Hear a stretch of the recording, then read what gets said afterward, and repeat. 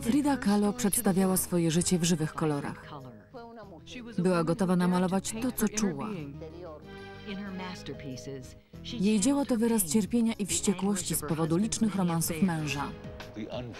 Czara goryczy przebrała się po romansie z jej siostrą. Oraz nieustannego bólu po wypadku autobusu. Poręcz wbiła się jej w miednicę. Jednak była na tyle silna, że żyła na całego. Chciałaby kochać się, brać prysznic i znów się kochać. Oto historia niezwykłej Fridy Kahlo.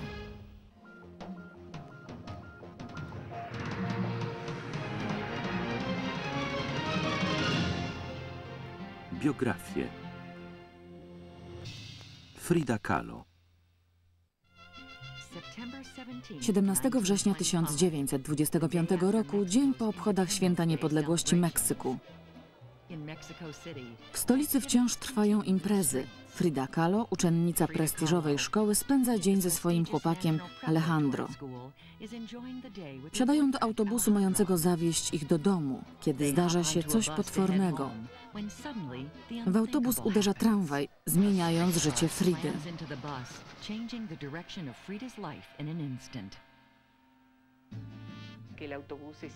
Autobus rozpadł się na kawałki i wielu ludzi zostało rannych. Jedna osoba zginęła, a Frida była wśród najciężej rannych.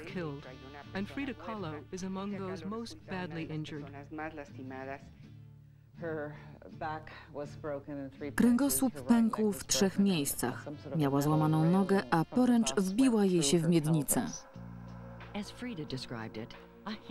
Sama Frida opisała to następująco. Poręcz przebiła mnie jak szpada przebija byka. Straciłam dziewictwo. Ledwie 18-letnia Frida leżała w kałuży własnej krwi. Otarła się o śmierć, a świat mógł nie poznać jej niezwykłych dzieł. Ułożono ją wśród osób, które nie miały otrzymać pomocy, bo lekarze stwierdzili, że jest tak poważnie ranna, iż i tak wkrótce umrze.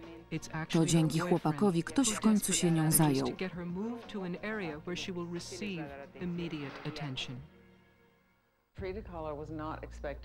Uważano, że Frida Kahlo umrze. Leżąc w szpitalu, napisała do Alejandro te słowa: nocami śmierć tańczy przy moim łóżku.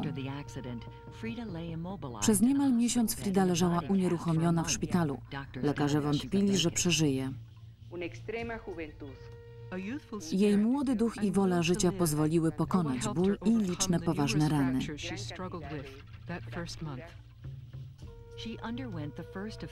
Przeszła pierwszą z licznych operacji i osiągnęła to, w co wielu nie wierzyło.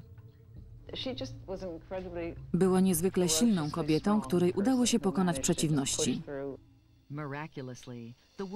Jakimś cudem młoda kobieta, której nikt nie dawał szans, wróciła do rodzinnego domu Casa Azul. Większość czasu spędzała w łóżku, a jej przyszłość wciąż była niepewna. Nie był to pierwszy przypadek, kiedy Frida otarła się o śmierć. Już w wieku 6 lat była bliska śmierci. Cierpiała na poważną chorobę, którą uważano za odmianę polio, jednak dokładne badania wykazały, że to coś dużo poważniejszego. But investigations into her medical history suggest a far more serious condition. Frida i jej młodsza siostra Cristina cierpiały na rozszczep kręgosłupa. Rodzinie trudno było zaakceptować fakt, że obie mają wrodzoną wadę, która może być dziedziczna.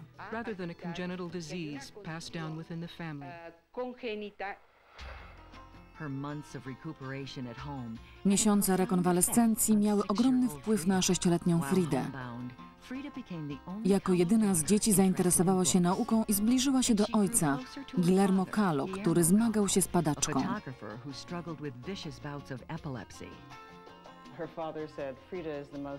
Jej ojciec mówił, że Frida jest najmądrzejsza z jego dzieci. Jej bliski związek z ojcem miał dla niej duże znaczenie, bo wiedziała, że pracował mimo swojej choroby.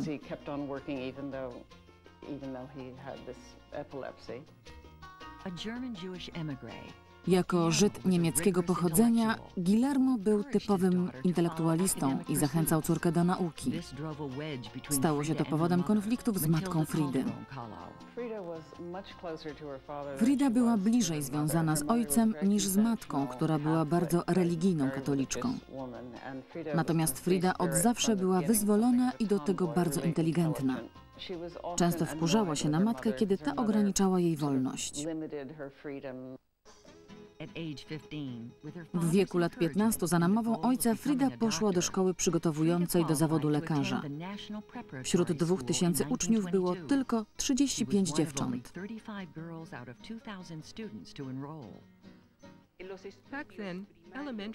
Wtedy uważano, że dziewczynkom wystarczy szkoła podstawowa. Dla Fridy był to gorący okres. Odkrywała swoją seksualność i angażowała się w politykę.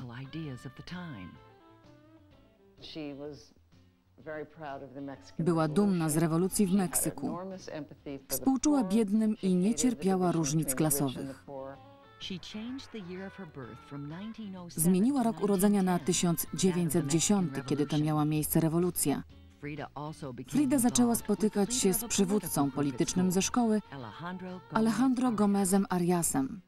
Wkrótce też odkryła swoją biseksualność. Wtedy zaczął się romans Fridy z bibliotekarką, jednak jej przyjaciele nie pochwalali tego.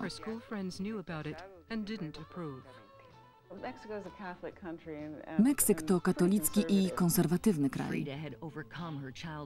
Frida pokonała swoje choroby i zamierzała zostać lekarką. Przyszłość stała przed nią otworem, aż do chwili, gdy wsiadła do feralnego autobusu. Jak na ironię, wypadek, w którym niemal zginęła, zmienił Fridę w jedną z najwspanialszych współczesnych artystek. Sztuka pomogła jej pokonać ból. Art became the only way she could survive the terrible agony of her injuries. Stwierdziła, że malowanie było jedną z nielicznych czynności, które może wykonywać w łóżku. Jej ojciec dzielił się z nią wszystkim: książkami, płytami, a także farbami olejnymi. Również matka pomogła Fridzie. To dzięki niej młoda kobieta mogła malować w łóżku. Matka zamontowała nad łóżkiem wielkie lustro, żeby Frida mogła malować siebie.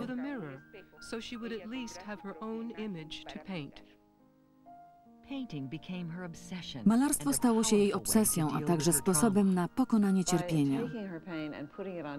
Swój ból przelewała na płótna i w ten sposób się go pozbywała. To było jak egzorcyzmy. Dzięki lustru Frida wypracowała niezwykły styl autoportretów. Mówiła, że maluje tak dużo autoportretów, bo dużo czasu spędza sama i siebie zna najlepiej. Chwilami jej dolegliwości wpędzały Fridę w depresję, podobnie jak liczne operacje i badania. Bardzo się bała operacji. Nigdy nie wiedziała, czy jej się polepszy, czy pogorszy, czy w ogóle przeżyje. To było życie pełne bólu. Chwilami wydawało się, że Frida już nigdy nie będzie chodzić, jednak dała z siebie wszystko i pracowała z uporem. Rehabilitacja trwała 2 lata. Po licznych operacjach musiała na nowo uczyć się chodzić.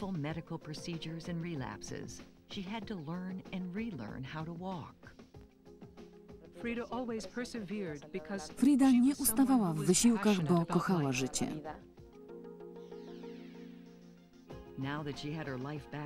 A skoro wróciła do życia, musiała zdecydować, co robić dalej. Była ciekawa, czy będzie mogła utrzymać się z malarstwa.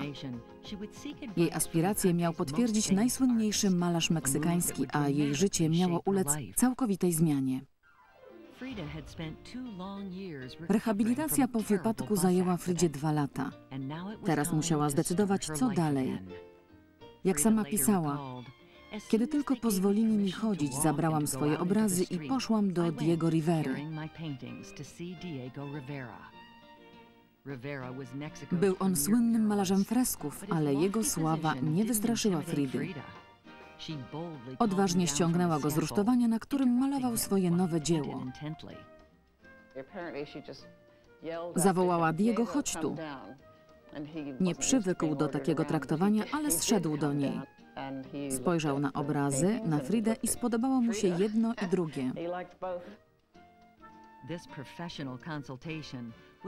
To spotkanie było początkiem najsłynniejszego romansu w historii sztuki meksykańskiej. Jednak nie było to pierwsze spotkanie Fridy i Diego. Ich drogi przecięły się podczas spotkania komunistów w domu wspólnego znajomego. To było słynne przyjęcie, na którym Diego strzelił do gramofonu. Frida była pod jego wrażeniem. Jej zdaniem był wspaniałym facetem.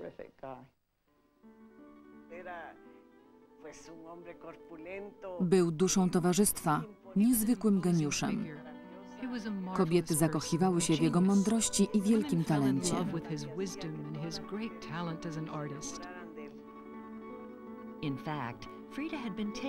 Frida była pod wrażeniem prac Diego od chwili, gdy je poznała w roku 1922. Całymi godzinami podziwiała niezwykłe freski artysty.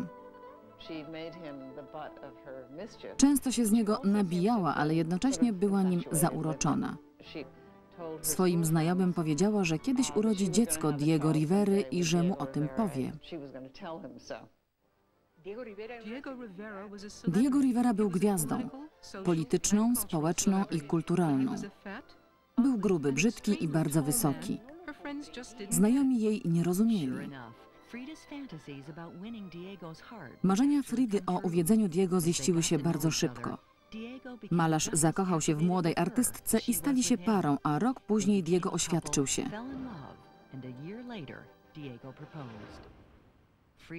Frida wiedziała, że to nie będzie idealne małżeństwo. Diego był znanym kobieciarzem i Frida rozumiała, że nie będzie jej wierny.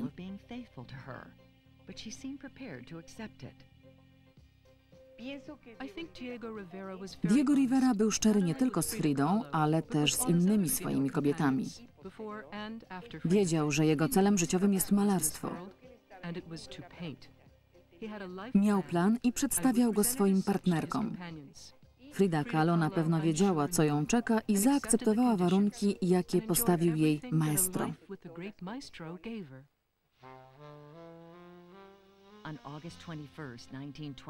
21 sierpnia 1929 roku, w wieku 22 lat, Frida Kahlo wyszła za Diego Riverę. Był to zwykły ślub cywilny, bo oboje odrzucali katolicyzm i standardy klasy średniej. Matka Fridy nie pochwalała tego związku. Nie podobało jej się, że Diego jest komunistą, jest 2 razy starszy od Fridy i jest gruby. Twierdziła, że to małżeństwo słonia z gołębicą. Jednak ci, którzy ich znali, mówili, że łączy ich silne uczucie. Do dziś moja babka twierdzi, że nigdy nie widziała równie kochającej się pary, równie niezwykłego związku jak tego między jej ciotką i wujkiem. Nikt się tak mocno nie kochał, to był bardzo intensywny i pełen pasji związek.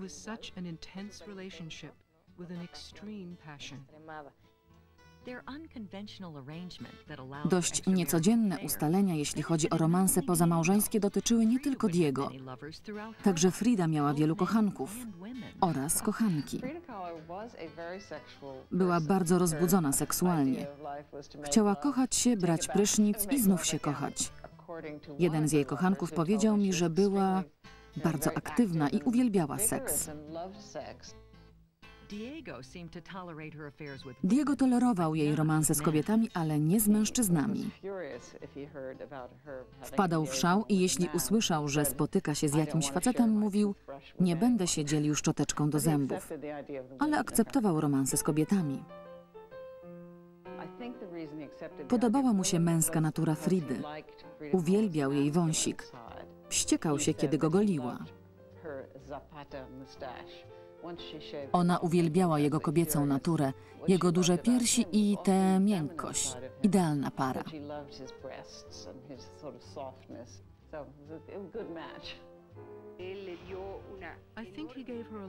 Dawał jej dużo swobody, a w tamtych czasach to nie było normalne.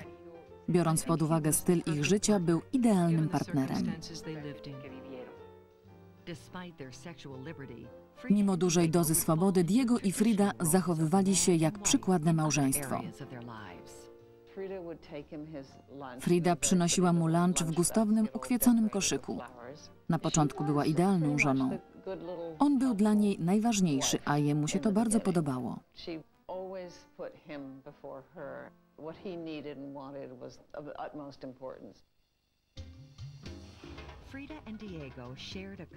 Zarówno Fridzie, jak i Diego zależało na prostych, biednych ludziach. Dlatego też Frida zaczęła nosić tradycyjne meksykańskie stroje, które stały się dla niej tak charakterystyczne. Ubierała się w ludowe stroje z pięknego rejonu Istmo de Tehuantepec. Maestro bardzo lubił ten region. Uwielbiała się stroić. Czasami wydawało się, że wręcz eksploduje kolorami. Nosiła tony biżuterii, wiązała wstążki we włosy, wpinała kwiaty. Poświęcała temu sporo czasu. To było jak tworzenie dzieła sztuki. Miało to także swoją wymowę polityczną, bo zakładając strój ludowy, identyfikowała się z prostym ludem.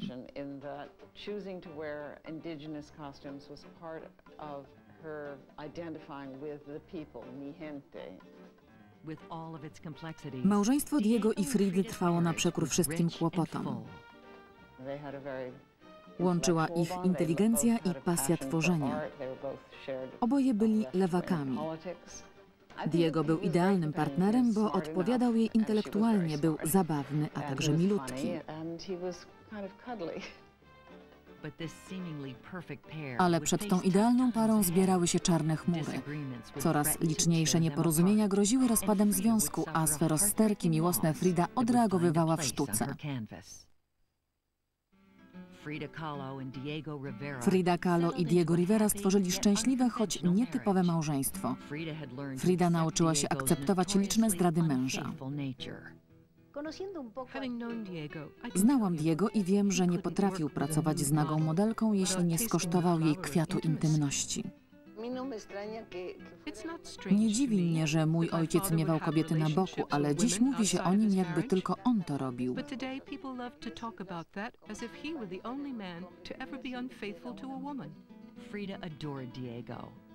Frida uwielbiała Diego mimo jego zdrad.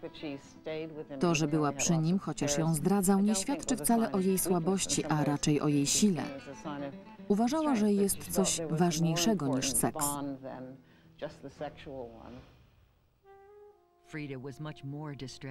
Fridę bardziej martwiło długie oczekiwanie na dziecko. Jej sypialnia była pełna lalek. Miała ich całą kolekcję. Zastępowały jej dziecko. Załamała ją konieczność usunięcia pierwszej ciąży z powodów zdrowotnych, ale nie miała czasu na smutek.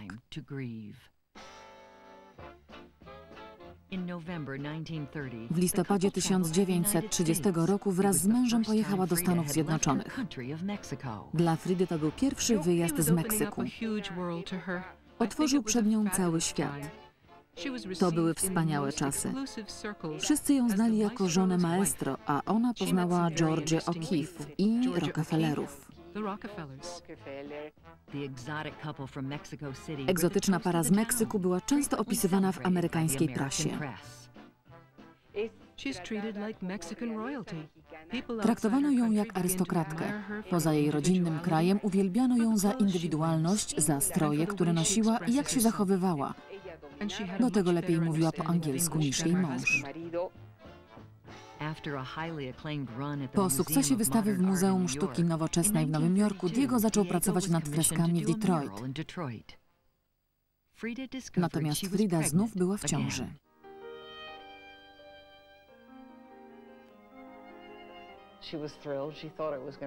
Cieszyła się i uważała, że urodzi chłopca, małego Dieguito.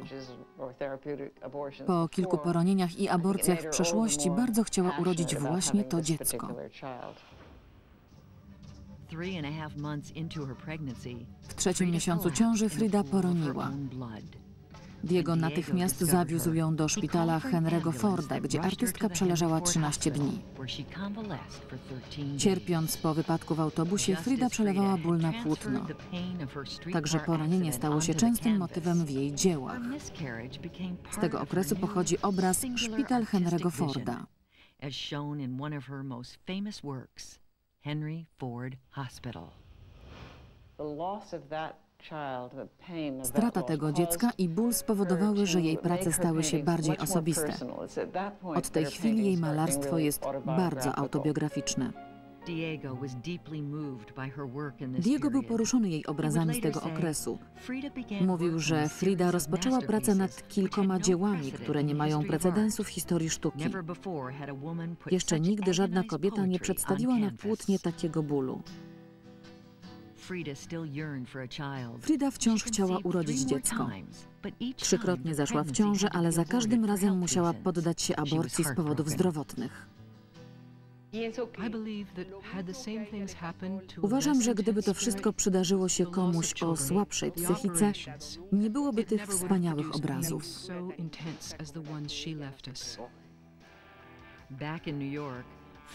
Frida miała coraz bardziej dość Nowego Jorku i licznych wystawnych przyjęć.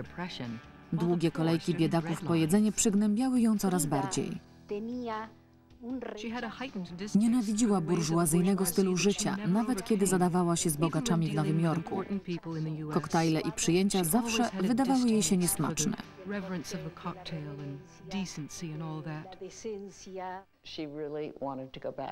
Chciała wrócić do Meksyku, ale Rivera wolał zostać w Stanach. Często się o to kłócili. W tym okresie Frida otrzymała bolesną wiadomość. Jej matka jest umierająca. Frida cierpiała z powodu śmierci matki. Wróciła ze Stanów, by zamieszkać z nią w ostatnich dniach jej życia. Po śmierci matki mieszkała jeszcze jakiś czas z rodziną. Po krótkiej wizycie w Meksyku i śmierci matki obrazy Fridy stały się jeszcze bardziej osobiste. Szybko wróciła do Stanów i do Diego, ale jej serce pozostało w Meksyku. Obawiała się, że zostaną w Stanach na dłużej, tak jak chciał tego maestro, i że powoli oddali się od swojej rodziny i przyjaciół, z którymi łączyły ją bardzo zażyłe więzi.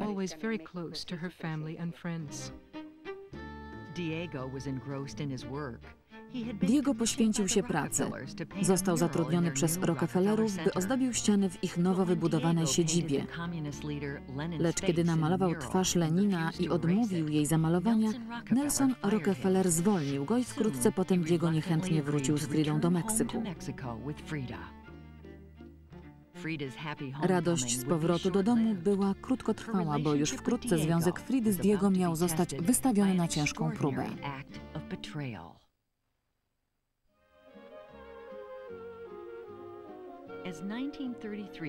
Frida i Diego wrócili do Meksyku pod koniec roku 1933 i zamieszkali w domu wybudowanym specjalnie dla nich.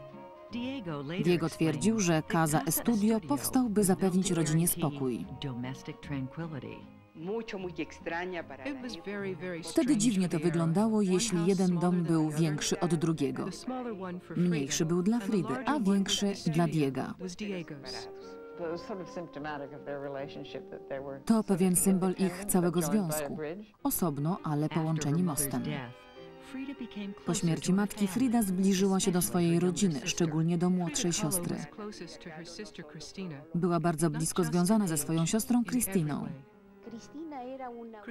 Christina była blondynką, była ładna, zmysłowa i miała idealne ciało.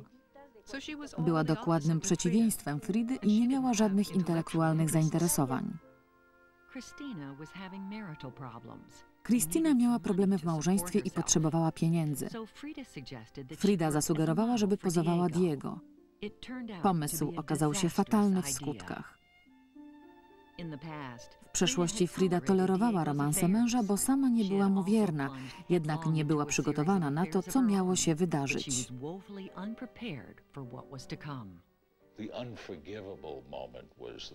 Nie mogła mu wybaczyć, że wdał się w romans z jej siostrą. Miała już dość. To w końcu była jej własna siostra. Nie spodziewała się, że tak bardzo ją zaboli. Zdradziła ją najbliższa osoba. Romans z Christiną był tragedią dla Fridy. Była załamana. Dużo wtedy piła. Frida ścięła włosy, które tak podziwiał Diego.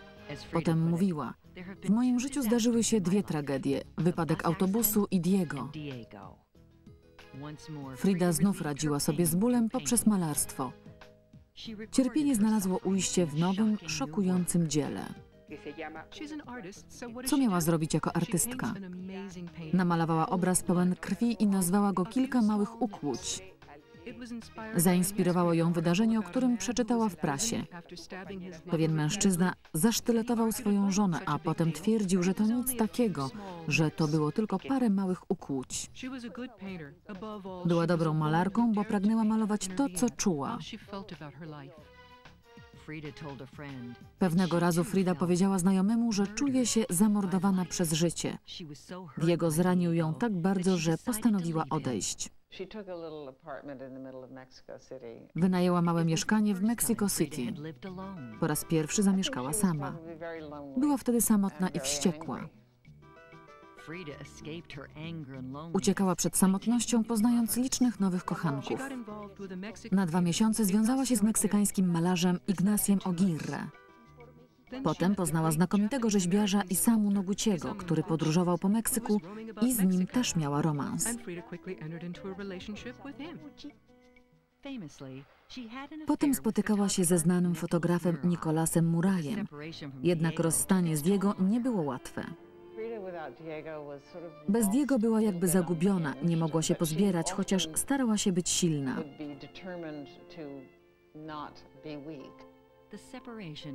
Rozstanie było trudne także dla Diega. Ludzie, którzy go wtedy spotykali, twierdzili, że widać, że jest bardzo nieszczęśliwy. Jednak nie wiadomo, czy czuł żal z powodu rozstania.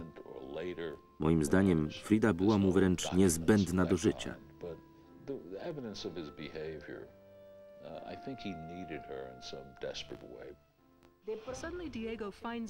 Nagle Diego dowiedział się o romansie Fridy z Nogucim. Kiedy wpadł do mieszkania, dosłownie je zdemolował. Ich niewierność była dla nich grą i często grali zazdrosnych. Mimo emocjonalnych konfliktów oboje wspierali się artystycznie i podzielali poglądy komunistyczne. Kiedy Diego zaaranżował przyjazd byłego komunistycznego przywódcy Lwa Trockiego do Meksyku, powitała go właśnie Frida.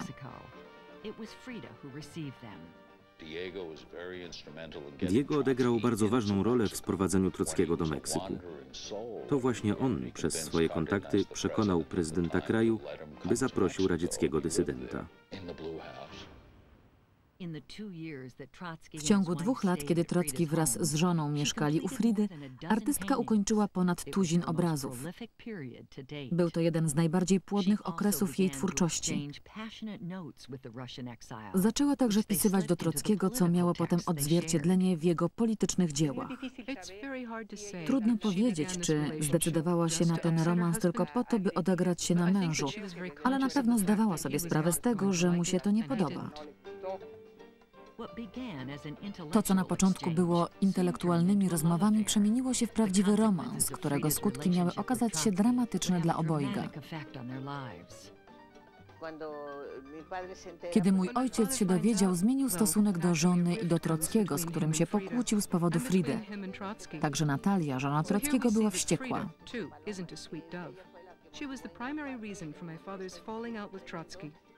And Mrs. Trotsky, Natalia, was infuriated as well. Życie osobiste Fridy wymykało się jej spod kontroli, ale jej kariera miała wkrótce nabrać szybszego tempa.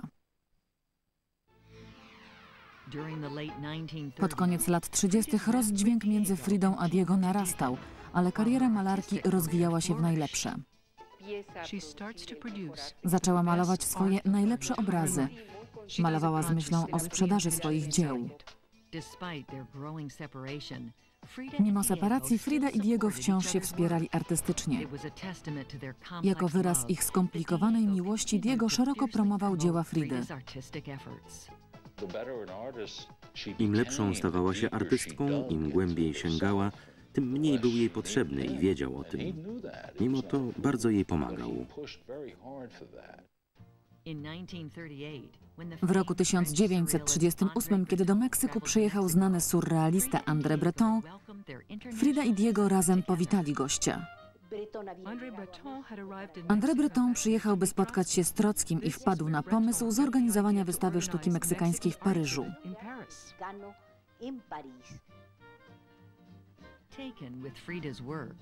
Zafascynowany pracami Fridy, Breton zaproponował jej samodzielną wystawę. Miała się ona okazać punktem przełomowym w karierze malarki.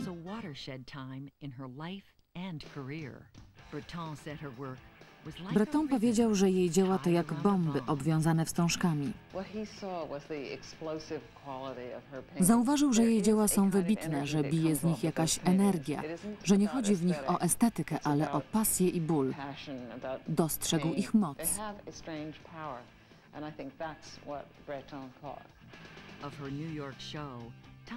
Time tak pisał o ekspozycji Fridy w Nowym Jorku. Wydarzeniem tygodnia było otwarcie wystawy Fridy Kahlo, żony znanego malarza Diego Rivery. Był to początek jej międzynarodowej kariery, która wkrótce miała być już niezależna od Diega. Hollywoodzki gwiazdor Edward G. Robinson kupił wtedy aż 4 obrazy Fridy. Pomyślała, że się w niej zakochał, bo inaczej nie kupiłby tych obrazów. Bardzo się cieszyła, kiedy jej dzieła się sprzedawały. Zaskakiwało ją to. Od roku 1939 Frida odnosiła coraz większe sukcesy i stawała się coraz bardziej niezależna. Pojechała do Paryża na otwarcie swojej drugiej wystawy. Stała się pierwszą artystką z Ameryki Łacińskiej, której prace zawisły w Louvre. Wystawa okazała się sukcesem. Wszyscy jej gratulowali. Picasso napisał do Diega, że ani jeden, ani drugi nie potrafią malować portretów tak jak Frida. Artystka znalazła się w centrum zainteresowania. Pojawiła się na okładce francuskiego wydania Vogue. Poznała Picassa, Marcela Duchampa i braci Breton. Jednak nie podobało jej się towarzystwo innych artystów.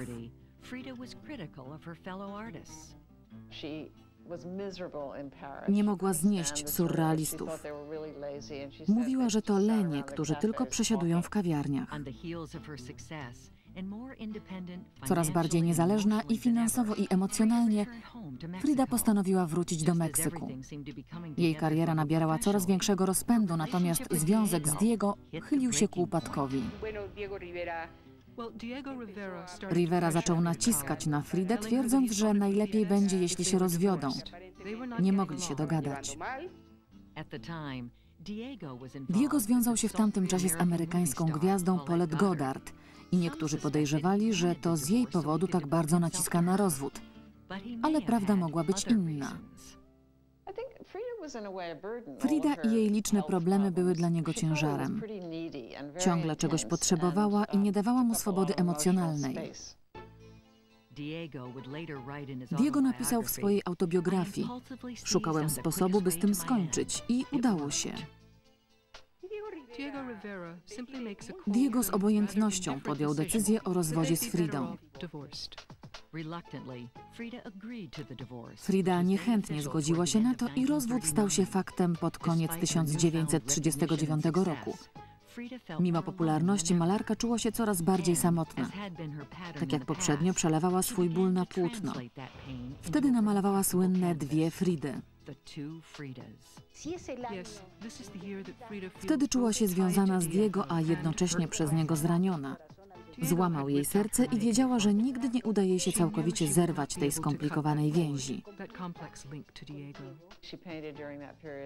Malowała, by pozbyć się cierpienia. Brak mi słów, by wyrazić, jak bardzo cierpię, napisała w liście do przyjaciela. Był to dziwny rozwód, bo nie przestali się spotykać. Widywali się bardzo często, a on wciąż wspierał ją finansowo. Jednak Diego odsunął się od Fridy, kiedy poróżniły ich kwestie polityczne. 24 maja 1940 roku staliniści próbowali zamordować Lwa Trockiego.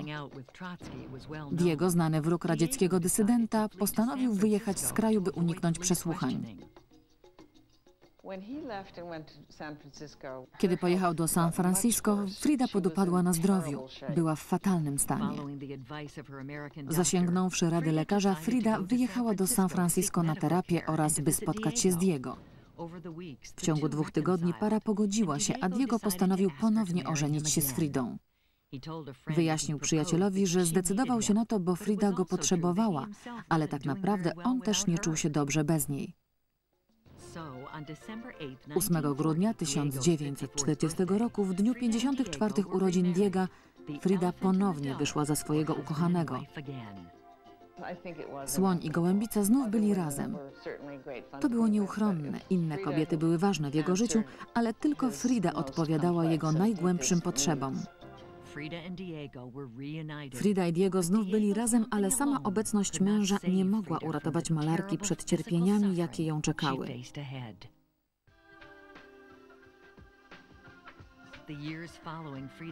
Lata bezpośrednio po drugim ślubie były bardzo szczęśliwe dla obojga. Frida miała przy sobie kochającego partnera, który dawał jej całkowitą artystyczną i seksualną swobodę. Diego przeniósł się do żony do Casa Azul, ale w swoim domu Casa Estudio mógł robić co chciał. Wyglądało na to, że w końcu się dogadali na dobre. Mieszkałam z nimi i przez cały rok urządzali przyjęcia. Dom był pełen kwiatów, bo Frida je uwielbiała, podobnie jak ptaki. Mieliśmy papugi, jelenia, a nawet małpę. To był wesoły dom. Lecz problemy zdrowotne Fridy, z którymi zmagała się całe życie, znów dawały o sobie znać. Często dopadały ją poważne kryzysy. Frida musiała nosić stalowy gorset, by podtrzymać słaby kręgosłup. Czasami tak ją bolało, że nie dało się wejść do jej pokoju, tak głośno krzyczała. Znajomi odwiedzający Fridę w tamtym okresie nie wierzyli, że wyzdrowieje na tyle, by znów być księżniczką na swoich przyjęciach. Jednak wiele razy powstawała już z popiołów i w pewnym momencie wszyscy uwierzyli, że jest nieśmiertelna. Jednak w 1946 ból stał się nie do zniesienia. Poleciała do Nowego Jorku na operację kręgosłupa. 4 kręgi połączono metalowym prętem i fragmentem kości z miednicy.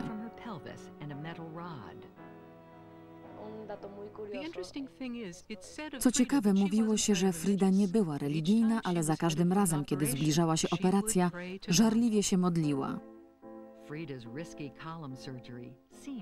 Ryzykowna operacja powiodła się, ale lekarze w Meksyku ostrzegli ją, że malując poważnie nadwyręża kręgosłup. Mimo przejmującego bólu, Frida nie przestała malować. Musiała malować, by poradzić sobie z własnym cierpieniem. W ten sposób wyrzucała je wprost na płótno. Jeśli namalowała swój ból, mniej go czuła w sobie. Malowanie własnych portretów pozwalało jej też poczuć się silniejszą i realniejszą. Wkrótce potem jej stan się pogorszył i spędziła aż 9 miesięcy w szpitalu. Diego wynajął pokój obok, by być jak najbliżej swojej Chiquity. W szpitalu była bardzo pogodna. Ludzie przynosili jej filmy, a Rivera zabawiał ją, udając niedźwiedzia. Jednak czuła się nieszczęśliwa z powodu samotności. Wiedząc, że czas ucieka, Diego zorganizował jej samodzielną wystawę w Meksyku. Miał to być punkt kulminacyjny 25-letniej kariery Fridy. 13 kwietnia 1953 roku ziściło się marzenie Fridy Kahlo. W jej ukochanym kraju zorganizowano jej samodzielną wystawę. To był magiczny wieczór. Frida była chora i lekarze zabronili jej wstawać z łóżka, więc przybyła na łóżku. Łóżko stało się ważnym symbolem w życiu malarki. Zaczęło się od pierwszych obrazów malowanych należąco poprzez liczne operacje i aborcje aż do słynnej wystawy, na której pojawiła się w łóżku. Frida powiedziała wtedy: jestem połamana, ale cieszę się, że żyję i mogę malować.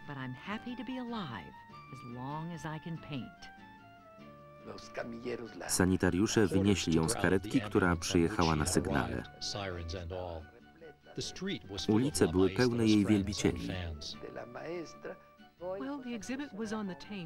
Było bardzo spokojnie, wszyscy byli bardzo oficjalni i rozmawiali półgłosem, ale kiedy przyjechała Frida, krzyknęła: co to ma być, stypa?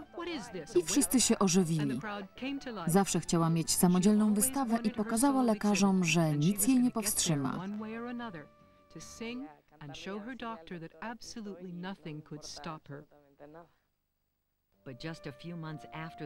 Jednak wkrótce po wystawie lekarze wykryli gangrenę w prawej nodze. Było tylko jedno rozwiązanie. Frida leżała w łóżku, kiedy jej powiedzieli, że muszą amputować prawą nogę. Moja babcia była przy niej przed i po amputacji. Twierdziła, że Frida bardzo się zmieniła i popadła w depresję. Utrata nogi spowodowała załamanie.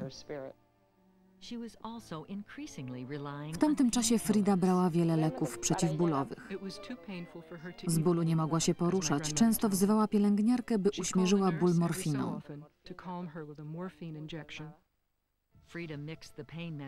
Frida mieszała środki przeciwbólowe z dużą ilością alkoholu. Była lekomanką.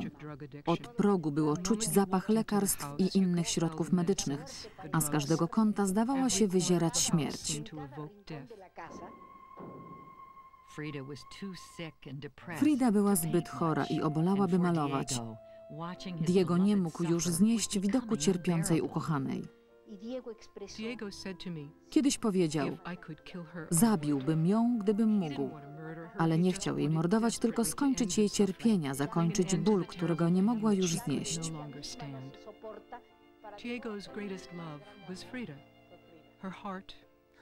Frida była jego największą miłością. Kochał ją całą. Odchodził od zmysłów, kiedy cierpiała. Jednak nawet w tym stanie Frida była bardzo dzielna. 2 lipca 1954 roku przybyła na spotkanie polityczne na wózku. Spowodowało to pogorszenie jej stanu zdrowia. Wkrótce potem, bojąc się, że nie doczeka do rocznicy ślubu, wezwała Diego do siebie.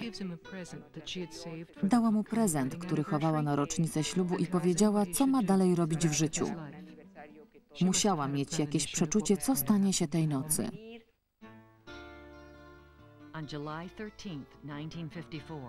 13 lipca 1954 roku Frida Kahlo zmarła w swoim domu Casa Azul w Coyoacán w Meksyku. Oficjalnie powodem śmierci był zator płucny, ale nie wykonano sekcji. Niedawno pojawiła się nowa teoria, która inaczej przedstawia ostatnie dni Fridy. Uważam, że podał jej zwiększoną dawkę leków. Diego pomógł Fridzie umrzeć. Był to hołd dla ich miłości. Nie wiem, czy zaplanowali to razem. Moim zdaniem to było samobójstwo. Brała wiele leków i myślę, że celowo przedawkowała. Te teorie potwierdzają ostatnie słowa z jej pamiętnika. Ufam, że odejście będzie radosne i mam nadzieję nigdy już nie wrócić. Ostatnim rysunkiem jest czarny anioł.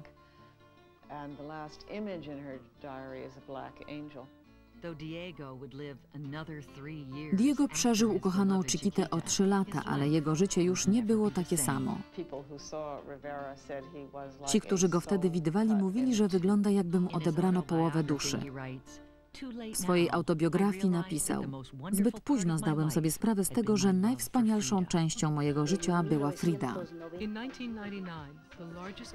W roku 1999 największe muzeum w Paryżu zorganizowało wystawę Diego i Frida razem. W tamtym roku była to najchętniej odwiedzana wystawa. W Europie i w obu Amerykach Frida Kahlo stała się symbolem siły i niezłomnego ducha artystycznego. Obecnie jej wizerunki należą do najczęściej reprodukowanych w krajach Ameryki Łacińskiej. Częściej widać tylko obrazy dziewicy z Gwadelupy. To niesamowite, co osiągnęła za życia i po śmierci. Frida była kolorowa, żywa, zabawna. Jednak przede wszystkim miała siłę, by pokonać cierpienie.